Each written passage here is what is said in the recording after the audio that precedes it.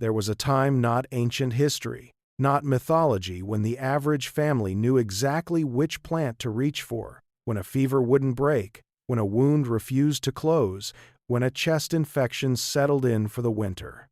This wasn't superstition. It was a working pharmacopoeia, assembled across centuries of observation, passed from mother to daughter, from herbalist to apprentice, from monastery garden to village healer, and then, in roughly 2 generations, most of it disappeared. Not because it stopped working, because something more profitable replaced it. Today we're looking at 20 of those forgotten plants. Plants that Egyptian physicians were prescribing 3,500 years ago. Plants that Roman legions carried into battle. Plants that Cherokee healers, Carmelite monks, and Chinese imperial physicians independently identified for the same conditions without ever having met. And plants whose mechanisms of action are now being mapped in laboratories, confirming what centuries of use already knew. 2 of these are going to stop you cold. Stick around because number 5 is the original source of aspirin, but the whole plant does something aspirin can't do. It protects your stomach instead of destroying it. And stick around because number 1 was named in plain Anglo-Saxon after the single most dramatic thing it does to the human body. The name is the medical record. We'll get there. If you want to make sure you don't miss what's coming next on this channel, hit subscribe and ring the bell right now. We're building a community of people who take this knowledge seriously, and you don't want to fall behind. Let's get into it. Here are 20 forgotten medicinal plants that will heal you, ranked from remarkable to absolutely extraordinary. Number 20. Agrimony. The battlefield surgeon's first choice erased in 1 generation.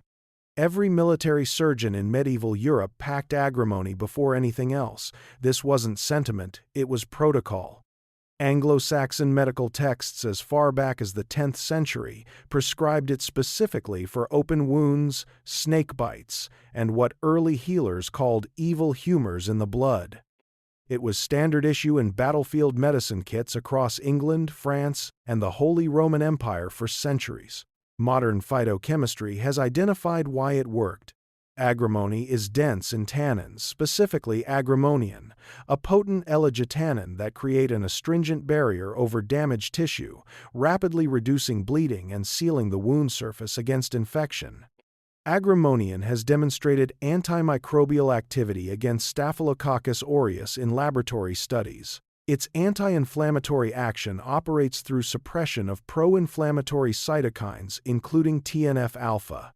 Bitter compounds called luteolin and agrimofol support liver function and bile production, which explains why medieval herbalists used it not just for wounds but for sluggish digestion.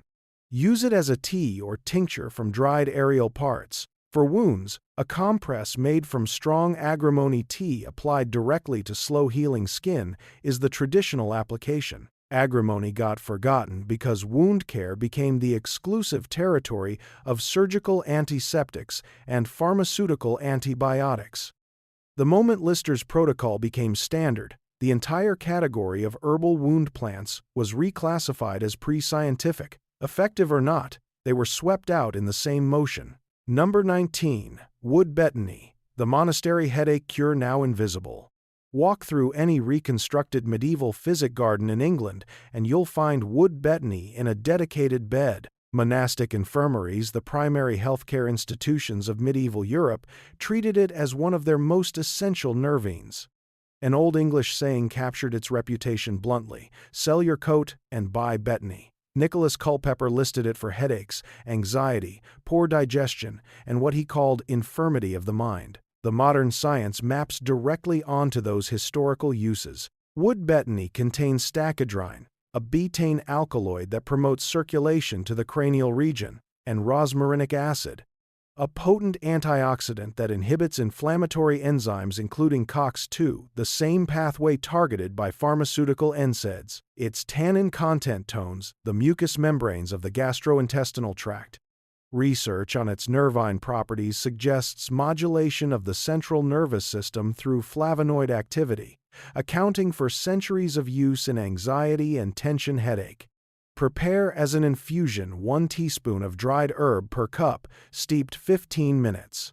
Historically taken before meals for digestive complaints and before sleep for nervous tension. Wood betony got forgotten because it works on chronic, low-grade neurological and digestive complaints rather than acute crises. Conditions it treated well got reclassified as stress and redirected toward pharmaceuticals. The plant didn't fail, the model changed. Number 18. Elecampane. The Anglo-Saxon lung herb still beating modern antibiotics on one front. Elecampane appears in Anglo-Saxon herbals under the name eolone and was cultivated so consistently in early medieval England that historians believe it arrived with the Romans and never left. Hildegard of Bingen, the 12th century abbess whose medical writings remain among the most detailed of the period, prescribed it specifically for lung complaints. In Ayurvedic medicine, the same plant was documented for bronchial conditions over 2,000 years ago. Two traditions, separated by a continent, same application.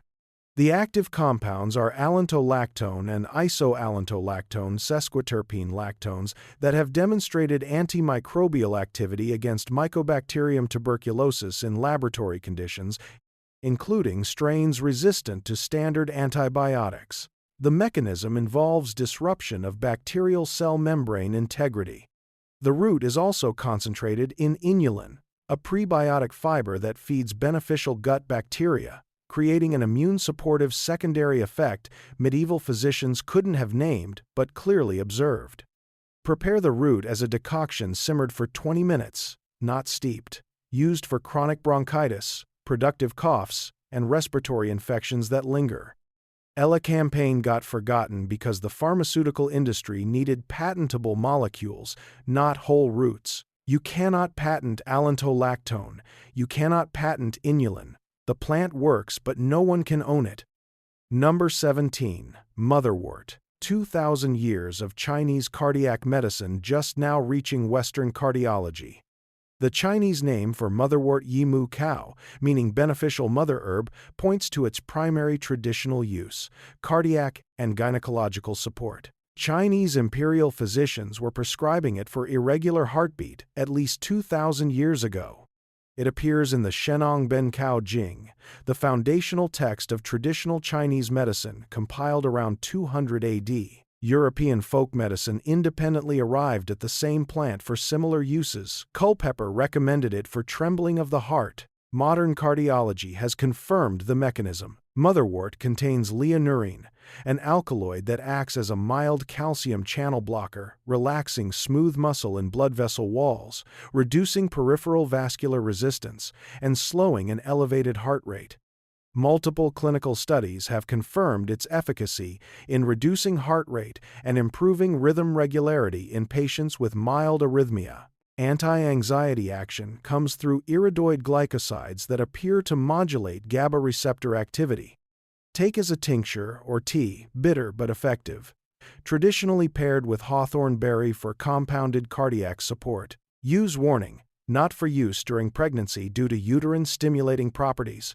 Motherwort never got forgotten in Chinese medicine. It got completely overlooked by Western cardiology, which was building its pharmaceutical cardiac toolkit from synthetic molecules, while this plant had already solved the same problems empirically. 2,000 years of data, bypassed entirely. Number 16. Lemon balm. 400 years in Carmelite monasteries now explained at the receptor level. In 1611, Carmelite monks in Paris began distilling what they called eau de mélisse, from lemon balm combined with angelica root, nutmeg, and lemon peel.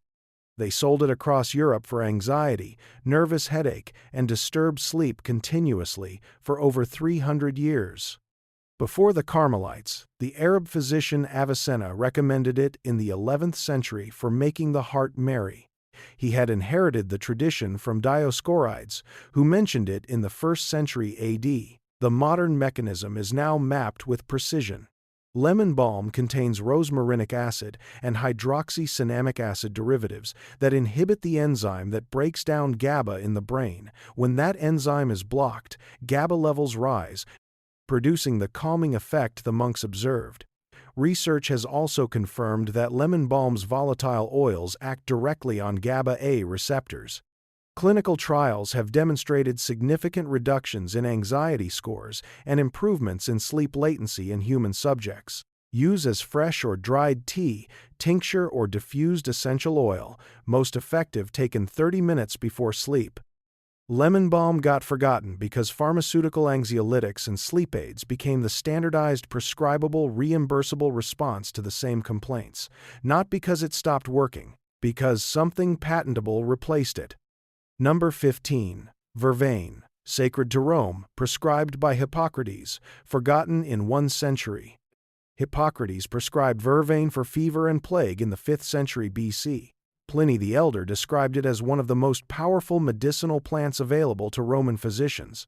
Celtic healers used it in healing rites, and medieval European herbalism inherited all 3 traditions simultaneously. For over 2,000 years, this plant appeared in virtually every major healing tradition across the Mediterranean and northern Europe.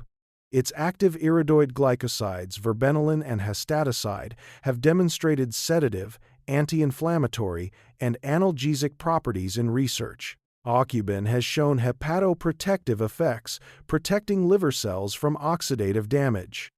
Studies have demonstrated that verbenilin has mild parasympathetic nervous system activity, explaining its historical use for tension, anxiety, and what ancient physicians called nervous exhaustion. Anti-inflammatory action operates through inhibition of prostaglandin synthesis. Best used as a tea from dried aerial parts. Traditionally prescribed for nervous exhaustion, liver complaints, and persistent low-grade fevers. Vervain got forgotten because it works subtly on chronic conditions, on nervous system tone, on liver function rather than producing the acute, single-mechanism response that modern pharmacology requires to classify something as a drug. Subtle doesn't get patented. Subtle doesn't get reimbursed. Number 14. Rue, the herb of grace forgotten because its power made it dangerous. Dioscorides listed rue for 84 different conditions, more applications than almost any plant in his Pharmacopoeia. In Renaissance Europe, it was the standard prescription against pestilential air, meaning any infectious epidemic. Michelangelo and Leonardo da Vinci are both documented to have eaten it regularly, reportedly for its sharpening effect on vision. The active compound rutin, named directly from ruta, is one of the most studied flavonoids in modern pharmacology. Rutin strengthens capillary walls by inhibiting the enzyme that degrades the structural matrix of blood vessel walls. This explains its historical use for varicose veins and bruising. Rutin also demonstrates anti-inflammatory action through NF-κB pathway inhibition. Use only in very small amounts as a culinary herb or diluted tea. Use warning. Rue causes severe phototoxic skin reactions when handled fresh and is strongly contraindicated during pregnancy. This is a plant that demands respect for dosage. Rue got forgotten precisely because its potency was real. As herbal medicine was standardized and then dismissed, the plants powerful enough to cause harm were the first to be classified as dangerous and removed, even though that same potency was the reason they worked. Number 13. Fumitory. In Egyptian medical papyri 3,500 years ago, absent from modern herbalism, fumitory appears in the Ebers Papyrus, the Egyptian medical compendium dating to approximately 1,550 BC, one of the oldest surviving medical documents in human history as a treatment for skin conditions and impurity of the blood. Greek physicians inherited it and prescribed it for liver complaints. Culpeper described it as cooling, cleansing, and specifically useful for obstructions of the liver and spleen. The name itself comes from the Latin fumus terrae, smoke of the earth. The active compounds fumaric acid and isoquinoline alkaloids, including protopine, have demonstrated significant effects on smooth muscle in the biliary system, directly confirming its historical use as a liver and digestive herb. Fumaric acid has been studied for inflammatory skin conditions, with clinical applications in psoriasis treatment documented in modern dermatology.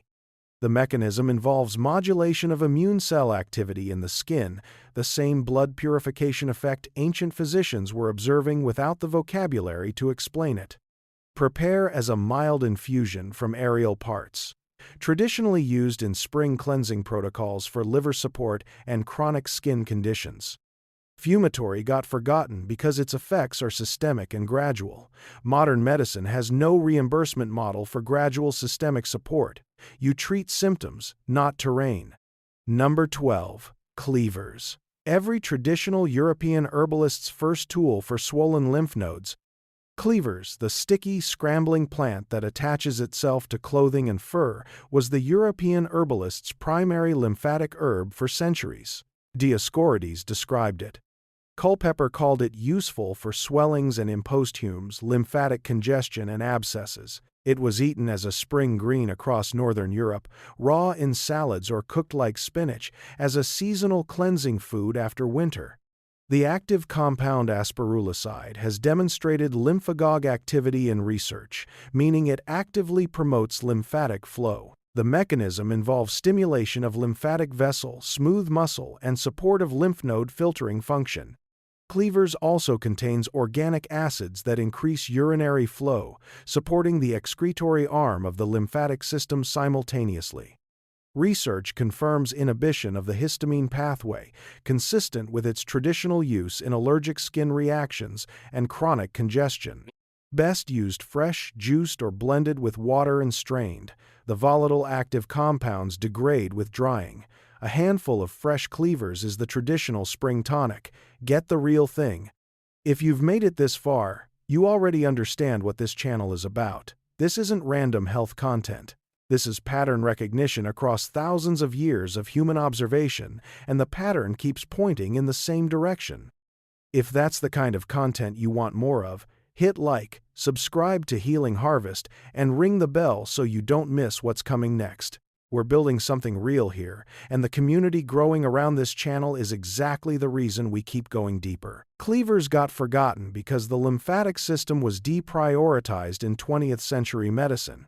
The focus shifted to the circulatory system, to acute interventions, to measurable blood markers. The lymphatic system, slow, distributed, invisible on early imaging, became the orphan of physiology, and its dedicated plant allies disappeared with it. Number 11. Horsetail. Roman legions carried it for bleeding and bone. The silica density still surprises researchers. Roman military physicians documented horsetail as a field treatment for wounds, specifically for its hemostatic properties. Galen described it for kidney and bladder conditions. In Chinese medicine, the same plant was used for over 1,500 years to improve connective tissue and visual clarity. Native American traditions independently used it for kidney complaints and wound healing. Same plant, same applications, different continents. That is not coincidence. The reason for all of this converging tradition is horsetail's extraordinary silica content. It contains more bioavailable silicon than almost any other plant in the form of silicic acid, which the body uses directly for connective tissue synthesis, bone mineralization, and arterial wall integrity. Research has confirmed that silicon is essential for the cross-linking of collagen and glycosaminoglycans in bone matrix, and silicic acid from horsetail has been shown to increase bone mineral density markers. The hemostatic effect comes from tannins and saponins that constrict small blood vessels and promote platelet aggregation at wound sites. Use as a decoction, the silica requires simmering, not steeping. Horsetail got forgotten because calcium became the dominant story in bone health. The supplement industry built an enormous business around calcium and later vitamin D, both important, but neither is the whole picture. Silicon's role in bone matrix assembly was systematically underemphasized because no major commercial product was built around it. Number 10. Self-heal. Two civilizations, same plant, same conclusion. That's not a coincidence. Self-heal's common name is its entire history compressed into two words. European folk medicine called it all-heal, a plant so reliable for wound closure and throat complaints it needed no further explanation. At the same time, traditional Chinese medicine called it xia ku cao and used it for swollen lymph nodes and inflammatory conditions. These two traditions developed their applications in complete isolation from each other. The convergence is not coincidence.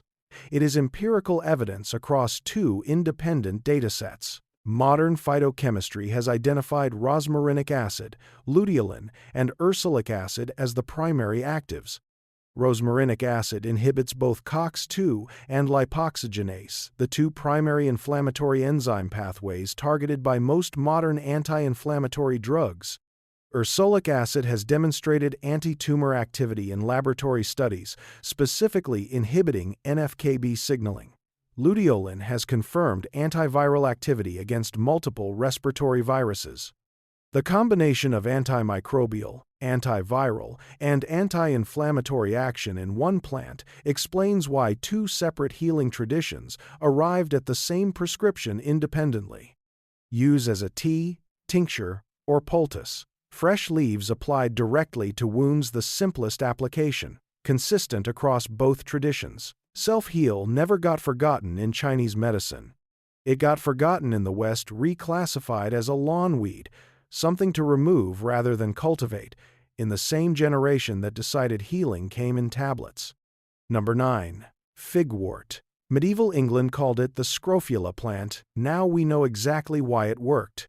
Scrofula, swollen, infected lymph nodes of the neck, often associated with tuberculosis, was one of the most common and visible diseases of medieval Europe. Figwort was the standard herbal prescription for it, documented in English herbals from the 14th century onward. Culpeper was specific. Figwort for all swellings, nodes, and kernels in the throat.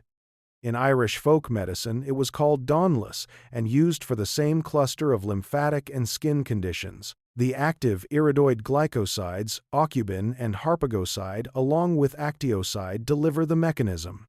Harpagoside operates through inhibition of prostaglandin E2 synthesis, the same pathway targeted by devil's claw. Aucubin has confirmed hepatoprotective and anti-inflammatory action. Small amounts of cardiac glycoside compounds increase lymphatic vessel throughput in congested tissue, explaining the plant's historical reputation for moving what medieval physicians called stuck fluid. Research has confirmed lymphagogue activity consistent with its scrofula application. Apply as a poultice for skin conditions. Use as a tincture internally for lymphatic support. Use warning. Figwort contains small amounts of cardiac glycosides. Avoid in patients with cardiac conditions or on heart medication. Figwort got forgotten because scrofula effectively disappeared from Western medicine as tuberculosis was controlled. When the disease it was associated with vanished, the plant was retired with it, even though its underlying mechanisms address lymphatic congestion and chronic inflammation that are very much present in modern disease. Number 8. Boneset. The settlers named it from pain, but the indigenous peoples had it first. When European settlers encountered boneset in North America, they named it for the most dramatic symptom it treated: influenza fevers so severe that sufferers described the pain as their bones breaking. Boneset is settler shorthand for breaks the bone-breaking fever, but the plant's medicinal history in North America predates European contact by centuries. The Iroquois, the Cherokee, and the Mohegan used Eupatorium perfoliatum for fevers, colds, and influenza, with consistent protocols across tribes who developed these applications independently. Modern immunopharmacology has confirmed the mechanism. Boneset contains sesquiterpene lactones, including eupafolin, along with polysaccharides that directly stimulate macrophage activity, the frontline immune cells that neutralize pathogens. Research has demonstrated that these polysaccharides increase interferon production, the signaling protein that coordinates antiviral immune response. The diaphoretic effect, therapeutic sweating to break fevers, operates through volatile compounds that dilate peripheral blood vessels, accelerating heat dissipation. Prepare as a hot tea from dried aerial parts, taken at the onset of flu symptoms. The traditional protocol was continuous hot infusion throughout the febrile period. Boneset got forgotten because pharmaceutical antivirals and antipyretics became the standardized response to influenza.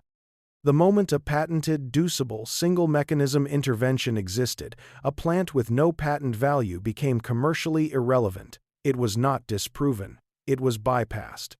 Real quick, I want to pause here because this is the question I get most often watching videos like this. Where do you actually get these plants? Not the adulterated capsules in the supplement aisle. Not the mislabeled tinctures that contain a fraction of what they claim. The real thing? That's the right question. Most commercial herbal products are processed at temperatures that destroy volatile compounds, stored in conditions that degrade tannins and alkaloids, and sourced from suppliers who have no interest in whether the plant is the right species or the right preparation. The real thing is out there, but you have to know where to look. I did the research. I found the sources I trust. For every plant in this video, dried aerial parts, properly prepared tinctures, and heirloom seeds for the ones you want to grow yourself. I've linked them in the description below. Check it before you leave. Now back to the list, because we're just getting to the ones that are going to genuinely surprise you. Number 7. White horehound. Found in ancient Egyptian tombs, still working by the same mechanism 3,500 years later. White horehound was found among plant material preserved in ancient Egyptian tombs, not as food, as medicine, indicating it was considered valuable enough to accompany the dead. It appears in the Ebers Papyrus. Dioscorides documented it for coughs and thick phlegm in the chest. Every apothecary in England stocked it. Horehound candy, made from the plant's bitter extract, was still being sold in American pharmacies as a cough remedy through the mid-20th century. The active compound is marubian, a labdane diterpene that acts directly on mucous membrane secretion in the respiratory tract. Marubian thins viscous mucus secretions and simultaneously stimulates the mucociliary escalator, the cilia lining the bronchial tubes that sweep debris upward and out. Research has confirmed antispasmodic activity on bronchial smooth muscle, reducing the reflex spasm that produces unproductive coughing. The bitter taste is essential bitterness, activates vagal reflexes that support the expectorant action. Prepare as a tea or traditional hard candy. Don't skip the bitterness, it's doing something. White horehound got forgotten because the cough suppressant became the dominant pharmaceutical model. The logic flipped. Instead of helping the body clear what was in the lungs, modern medicine suppressed the cough reflex. Horehound does the opposite, and for productive respiratory infections, the opposite is physiologically correct. Number 6. Skullcap. Native American healers used it for nervous crises. Its mechanism is now confirmed at the receptor level. Cherokee healers used skullcap for what they called nervous system crises, convulsions, extreme anxiety states, and nervous exhaustion following fever. Multiple Native American nations used it independently for overlapping indications. When European botanical medicine encountered it in North America, it was immediately absorbed into 19th-century American eclectic herbal practice, where it was classified as one of the most reliable nervines available specifically for anxiety, insomnia, and muscle tension. The mechanism is confirmed with specificity. Skullcap's primary actives, bakelin and bakeline, flavonoids concentrated in the root bind directly to GABA-A receptors, the same receptor complex targeted by benzodiazepine pharmaceuticals. The binding is partial and modulatory rather than agonistic, producing anxiolytic and anticonvulsant effects without the dependency and withdrawal profile of pharmaceutical benzodiazepines. Research has also confirmed neuroprotective activity. Bakeline inhibits neuroinflammation through suppression of microglial activation. Same receptor, no dependency, no patent. Use as a tincture for fastest absorption, traditionally taken acutely for anxiety crises and chronically for nervous system resilience. Skullcap got forgotten when the pharmaceutical industry developed the benzodiazepine class in the 1960s.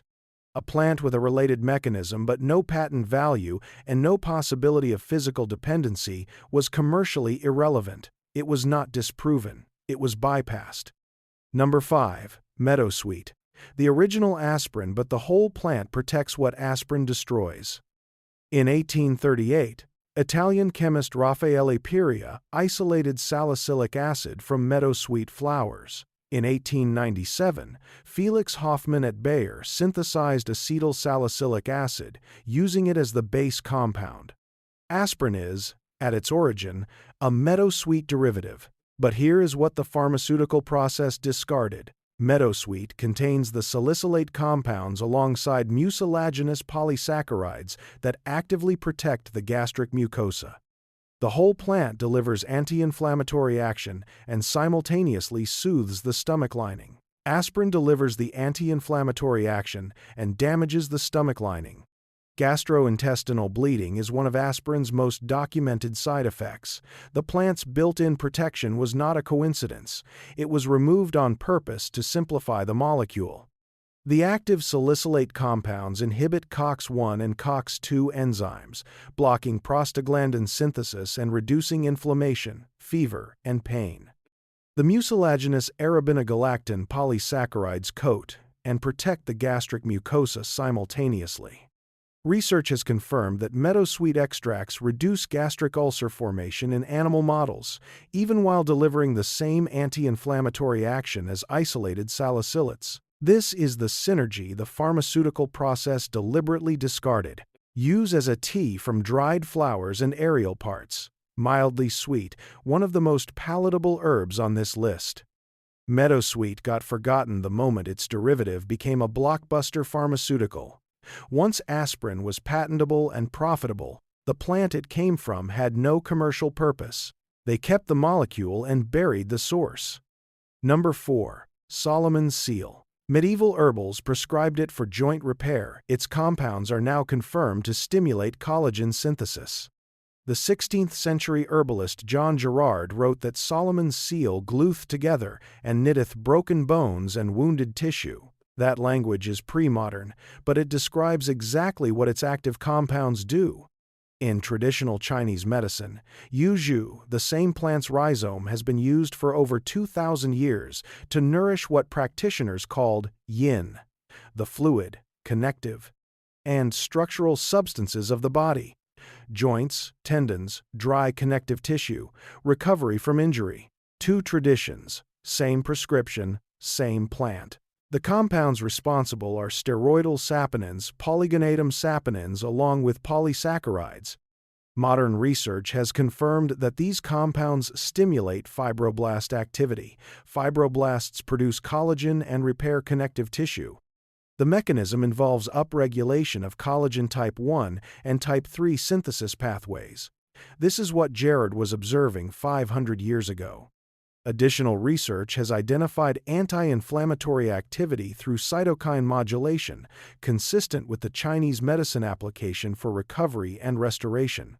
Use as a decoction from the dried rhizome, traditionally taken over extended periods, weeks to months, for cumulative connective tissue support. Solomon's seal got forgotten because joint repair was claimed by the pharmaceutical industry in the form of NSAIDs, which reduce pain without addressing the underlying structural deficit. A plant that stimulates actual tissue repair had no place in a treatment model built around symptom suppression. Number 3. Yarrow. Achilles carried it into Troy, 3,000 years of continuous use, now confirmed by molecular biology. Yarrow's Latin name, Achillea millefolium, is a direct record of its historical use. According to Greek tradition, Achilles used yarrow to stop the bleeding of his soldiers' wounds at Troy. Whether you treat that account as history or myth, the naming convention tells you that yarrow's wound-healing reputation was ancient enough to be mythologized. The plant appears in Dioscorides, in Roman military medicine, in Anglo-Saxon herbals, in Native American wound treatments, in Chinese medicine, in Ayurveda. One of the most geographically distributed medicinal plants in recorded history, every culture that encountered it arrived at the same conclusion. The active compounds include achillin, a sesquiterpene lactone with demonstrated hemostatic activity promoting platelet aggregation and vasoconstriction at wound sites. Apigenin and luteolin inhibit COX-2 and lipoxygenase, delivering anti-inflammatory action. Azulene, formed from camazulene during steam distillation, is a potent vulnerary and anti-inflammatory compound also present in chamomile, explaining the two plants' overlapping wound-healing reputations. Research has confirmed antimicrobial activity against both gram-positive and gram-negative bacteria. This wasn't folklore. It was a complete wound treatment protocol in a single plant. Use fresh leaves as a field poultice crush and apply directly to wounds. Use dried herb as a tea for fever and as a tincture for internal anti-inflammatory support. Yarrow never fully got forgotten. It survived in corners of folk medicine. But it got forgotten as a serious clinical tool, reclassified as a weed while pharmaceutical wound care occupied the clinical space it once held. Number 2. Elderberry. Every culture that ever encountered it arrived at the same conclusion. Hippocrates called the elder tree his medicine chest. Norse mythology associated it with protection and healing. Medieval European apothecaries stocked elderberry syrup as a foundational immune remedy. Cherokee healers used it for fever and respiratory illness. Colonial American physicians relied on it. 4,000 years of medical history. Every culture that encountered elderberry kept arriving at the same berry for the same conditions. The mechanism is well documented. Elderberry is rich in anthocyanins, specifically cyanidin, 3-glucoside and cyanidin, 3-sambubioside that directly inhibit viral replication by binding to and disabling the hemagglutinin protein spikes that viruses use to attach to host cells. Without functional hemagglutinin, the virus cannot enter cells. Multiple randomized controlled trials have confirmed that elderberry supplementation significantly reduces both the duration and severity of influenza infection. The immune-stimulating mechanism operates through cytokine upregulation, accelerating the innate immune response in the early viral infection window. Take as syrup, tincture, or cooked preparation. Raw elderberries contain sambunagrin, a cyanogenic glycoside that causes nausea and must be deactivated by heat. Use warning: never eat raw elderberries or leaves. Cook first, always. Elderberry never got forgotten in folk medicine. Grandmothers in every European and Appalachian household kept making the syrup. What got forgotten was treating it as a serious clinical intervention. That dismissal has been systematically reversed by clinical trials. The grandmothers were right. Number 1. Comfrey. The most complete healing plant in European folk medicine. They called it knitbone because it knit bone. Anglo-Saxon healers called it knitbone. That name is a medical record. When a culture assigns a plant, a name derived directly from a clinical outcome, not from its appearance, not from its habitat, but from what it does to the human body, you are reading the distilled result of centuries of careful observation. The Greeks called it symphytum, from the Greek symphuo, meaning to unite. Same observation, different language. Dioscorides prescribed it. Roman physicians used it for fractures. Medieval battlefield surgeons applied it. Every generation of European healers for over 2,000 years looked at broken bones, healing faster than expected, and pointed at the same plant. The reason is allantoin. Allantoin is a purine derivative concentrated in comfrey's root and leaves that directly stimulates cell proliferation, accelerating the mitotic division of fibroblasts, chondrocytes, and osteoblasts, the cells that rebuild connective tissue, cartilage, and bone. Research has confirmed that topical allantoin significantly accelerates wound closure rates and reduces scar formation.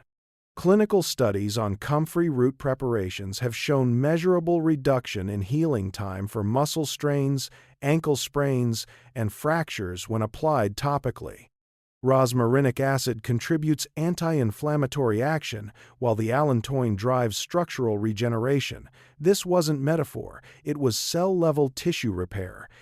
Comfrey is most effective as a topical preparation infused oil, salve, or poultice from fresh or dried leaves applied to the affected area. Internal use requires caution and should not be long-term.